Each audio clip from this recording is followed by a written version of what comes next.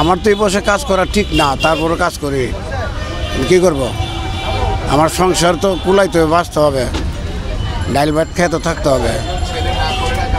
ছেলে মেয়েরা সবাই না করে, কিন্তু আমি তাদের কথা ওভারটেক করে কাজ করতে হয়। কারণ কেন? আমার ওষুধ খরচ লাগে ডেলি 200 টাকা। তাদের কাছে বারবার টাকা চাবো আমি? টাকা চাওয়া তো একটা লজ্জার ব্যাপার। টাকা পয়সা চাই না, নিজের কর্ম করে খাই।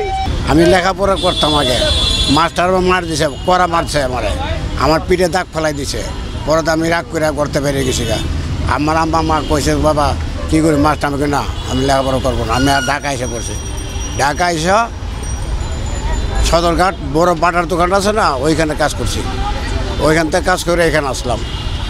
এখানে আসার পরে বাটার ম্যানেজার আমার বলছে, তুমি এইভাবে কাজ করো না, অন্যভাবে কাজ করো।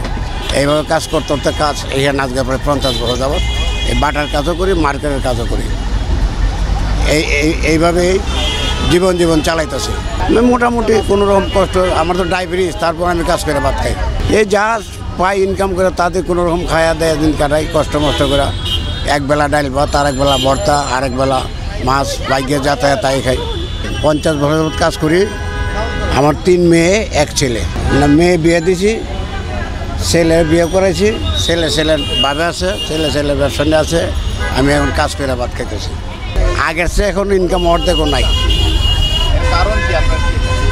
কারণ কি, দেশের পরিস্থিতি ভালো না। হ্যাঁ, কাস্টমার আগের মতন ছিল না, পয়সা করে দিতে খুব খোঁজ করে। তো আমরাই খুব সমস্যা আছে বেশি কাজ করার। আমার আর সময় নাই তো, কারণ আমি তো কাজ করতেছি। কী বললাম আপনাকে, আমার ডেলি 200 টাকা খরচা লাগে।